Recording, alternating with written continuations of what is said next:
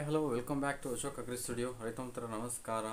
ಈ ಒಂದು ವಿಡಿಯೋದಲ್ಲಿ ಡೈರಿ ಫಾರ್ಮ್ಗೆ ಸಂಬಂಧಪಟ್ಟಂಥ ಕರುಗಳಿಗೆ, ಅದರಲ್ಲೂ ಹೆಣ್ಣು ಕರುಗಳಿಗೆ, ಸೊ ಗಂಡು ಕರುಗಳನ್ನು ಯಾರು ಆಲ್ಮೋಸ್ಟ್ ಇಟ್ಕೊಳ್ಳಲ್ಲ, ಸೊ ಎಲ್ಲನೂ ಕೊಟ್ಬಿಡ್ತಾರೆ ಸೇಲ್ಗೋಸ್ಕರ. ಹೆಣ್ಣು ಕರುಗಳಿಗೆ ಈ ಕೋಡುಗಳು ಅಂದರೆ ಕೊಂಬುಗಳಿರ್ತಾವಲ್ಲ, ಕೋಡುಗಳನ್ನು ಯಾವ ರೀತಿ ಸುಡಬೇಕು, ಅದಕ್ಕೆ ಸುಡೋದಕ್ಕೂ ಮುಂಚೆ ಏನು ಪ್ರಿಕಾಷನ್ಸನ್ನು ತೊಗೋಬೇಕು ಅನ್ನೋದನ್ನು ಈ ವಿಡಿಯೋದಲ್ಲಿ ಹೇಳ್ತಾ ಹೋಗ್ತೀನಿ. ನಾನಿವತ್ತು ನನ್ನ ಒಂದು ಕರುವಿಗೆ ಕೋಡನ್ನು ಸುಡಿಸಿದ್ದೀನಿ. ಸೊ ಯಾವ ಥರ ಏನು ಅನ್ನೋದನ್ನು ವಿಡಿಯೋದಲ್ಲಿ ಸವಿಸ್ತಾರವಾಗಿ ಎಕ್ಸ್ಪ್ಲೈನ್ ಮಾಡ್ತಾ ಹೋಗೋಣ. ಸೊ ನೋಡೋಣ ಮುಂದೆ. ನಾವು ಸ್ಟಾರ್ಟಿಂಗಲ್ಲಿ ಕರುವನ್ನು 4 ಕಾಲು ಕಟ್ಟಿಬಿಟ್ಟು, ಸೊ ಅದು ಯಾವುದೇ ರೀತಿ ಒದ್ದಾಡ್ತಿಲ್ಲ, ಯಾಕೆಂದರೆ ಸ್ವಲ್ಪ ನೋವಾಗುತ್ತೆ. ಸೊ ಕಾಲು ಕಟ್ಟಿಬಿಟ್ಟು ಆ ಕೋಡಿನ ಸುತ್ತ ಇರುವಂತಹ ಒಂದು ಕೂದಲನ್ನು ನೀಟಾಗಿ ತೆಗಿತೀವಿ. ಅದರ ಸುತ್ತ ಇರ್ತಕ್ಕಂಥ ಕೂದಲನ್ನು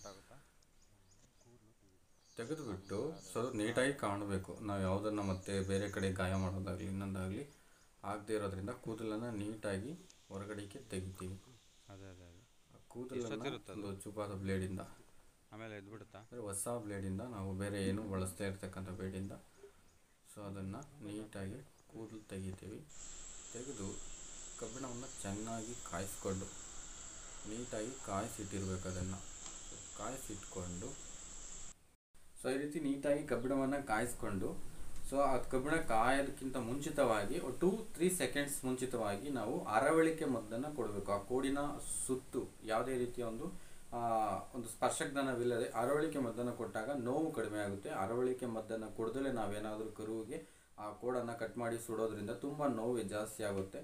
ಸೊ ಆ ಕಾರಣದಿಂದ ಅರವಳಿಕೆ ಮದ್ದನ್ನು ನೀವು ಕೊಟ್ಟು ಸೊ ಆ ಕೋಡನ್ನು ಸುಡಬೇಕಾಗುತ್ತೆ. ಬಟ್ ನೀವು ಮಾಡೋಕ್ಕೆ ಹೋಗಬೇಡಿ, ವೈದ್ಯರ ಸಲಹೆ ಮೇರೆಗೆ ವೈದ್ಯರು ಇದ್ದಾಗ ಅದನ್ನು ಮಾಡಬೇಕು. ಸೊ ನೀವು ಆ ಒಂದು ಇದನ್ನು ಅರವಳಿಕೆ ಮದ್ದನ್ನು ಕೊಟ್ಬಿಟ್ಟು ಚೂಪಾದ ಬ್ಲೇಡಿಂದ ಅಂದರೆ ಮೊಳಕೆ ಬಂದಿರುವಂತಹ ಕೋಡು, ಅಂದರೆ ಮೇಲ್ಭಾಗದಲ್ಲಿ ಒಂದು ಸ್ವಲ್ಪ ಕಾಣಿಸಿರುತ್ತೆ, ಅದನ್ನು ಮೇಲೆ ಒಂದು ಚೂರು ಕಟ್ ಮಾಡಿಬಿಡಬೇಕು. ಆ ಬ್ಲೇಡಿನ ಒಂದು ಇದರಿಂದ ಮೇಲೆ ಕಟ್ ಮಾಡಬೇಕು. ಕಟ್ ಮಾಡಿದ ತಕ್ಷಣ ಅದು ರಕ್ತ ಚಿಮ್ಮಿಬಿಡುತ್ತೆ. ಸೊ ಒಂದು ಹತ್ತಿ ಬಟ್ಟೆ, ಶುಭ್ರವಾದಂತಹ ಹತ್ತಿ ಬಟ್ಟೆಯನ್ನು ಅಮುಕ್ಬಿಟ್ಟು ಆ ಕೋಡಿನ ಮೇಲೆ ರಕ್ತ ಬರದಂತೆ ನಾವು ಕಾಸಿ ಇಟ್ಕೊಂಡಂತಹ ಕಬ್ಬಿಣವನ್ನು ಬೇಗ ನೆಲೆಗೆ ಹಚ್ಚಿಬಿಡಬೇಕು.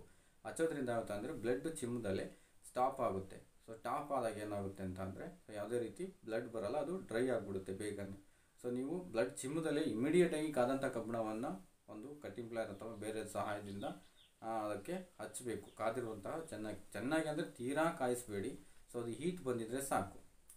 ಹೀಟ್ ಅಂದರೆ ತುಂಬ ಸ್ವಲ್ಪ ಹೀಟ್ ಆಗಿದ್ದರೆ ಸಾಕು.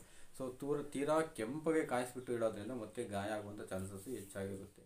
ಸೊ ಆ ರೀತಿ ಮಾಡಿ ಎರಡಕ್ಕೂ ಸಹ ಅದೇ ಅರವಳಿಕೆ ಮದ್ದನ್ನು ಕೊಟ್ಟುಬಿಟ್ಟು ಕೋಡಿನ ಸುತ್ತ ಒಂದು 2 ಭಾಗದಲ್ಲಿ ಅರವಳಿಕೆ ಮದ್ದನ್ನು ಅಂದರೆ ಮತ್ತೆ ಬರುವಂಥ ಒಂದು ಇಂಜೆಕ್ಷನ್ ಕೊಡಬೇಕು. ಯಾಕೆಂದರೆ ಆ ನೋವನ್ನು ಕರು ತಡ್ಕೊಳ್ಳೋ ಶಕ್ತಿ ಇರೋದಿಲ್ಲ, ಅದಕ್ಕೋಸ್ಕರ ಕಡಿಮೆ ನೋವು ಕೊಡೋ ರೀತಿ ಅದನ್ನು ಮ್ಯಾನೇಜ್ ಮಾಡಬೇಕು. ಸೊ ಕೊಟ್ಬಿಟ್ಟು ಸುಡೋದ್ರಿಂದ ಸೊ ಯಾವುದೇ ಸಮಸ್ಯೆ ಇರೋದಿಲ್ಲ. ಸುಟ್ಟ ತಕ್ಷಣ ನೀವು ಅದಕ್ಕೆ ಅರಿಶಿಣವನ್ನು ಹಚ್ಚಬೇಕು. ಸೊ ನಾನು ಈ ವಿಡಿಯೋದಲ್ಲಿ ಅದನ್ನು ಪೂರ್ತಿ ತೋರಿಸೋದಕ್ಕಾಗಲಿಲ್ಲ, ಯಾಕೆಂದರೆ ಅದನ್ನು ಮಾಡಿದ್ದು ನಾನೇ ಆದ ಕಾರಣದಿಂದ ಅದನ್ನು ಹಿಡ್ಕೊಂಡು ಇದೆಲ್ಲ ಮಾಡಿದ್ದಕ್ಕೋಸ್ಕರ ವಿಡಿಯೋ ಶೂಟ್ ಮಾಡೋಕ್ಕಾಗಲಿಲ್ಲ. ಸೊ ನೆಕ್ಸ್ಟ್ ಯಾರಾದರೂ ಬೇರೆ ಮಾಡಿದ್ರೆ ಆ ಒಂದು ವಿಡಿಯೋನ ಸಂಪೂರ್ಣವಾಗಿ ಶೂಟ್ ಮಾಡ್ತೀನಿ. ಯಾವ ರೀತಿ ಕಟ್ ಮಾಡಬೇಕು, ಯಾವ ರೀತಿ ಅದನ್ನು ಹಚ್ಚಬೇಕು ಅನ್ನೋದನ್ನು ನಾನು ಹೇಳ್ತೀನಿ. ಸೊ ಎಲ್ಲ ಕಂಪ್ಲೀಟ್ ಆದ ನಂತರ ಸೊ ಆ ಕರುವಿನ ಮೇಲ್ಭಾಗ ಯಾವ ರೀತಿ ಕಾಣುತ್ತೆ ಅನ್ನೋದನ್ನು ನಾನು ಒಂದು ವಿಡಿಯೋ ಮಾಡ್ಕೊಂಡಿದ್ದೀನಿ, ಅದನ್ನು ತೋರಿಸ್ತಾ ಹೋಗ್ತೀನಿ. ಈಗ ನೀವಿಲ್ಲಿ ನೋಡ್ಬೋದು. ಸೊ ಅದರ ಅಂದರೆ ಕೋಡು ಸ್ವಲ್ಪ ಒಳಕ್ಕೆ ಗುಣಿ ಬೀಳೋ ರೀತಿ ಅದನ್ನು ನಾವು ಸುಟ್ಟಿದ್ದೀವಿ. ಸೊ ಸುಟ್ಟ ನಂತರ ಬೇರೆ ಏನೂ ಔಷಧಿ ಅವಶ್ಯಕತೆ ಇಲ್ಲ. ಅರಿಶಿಣವನ್ನು ಸಿಟ್ಟಿಕ್ಕಾಗದೋ ರೀತಿ ಅರಿಶಿಣವನ್ನು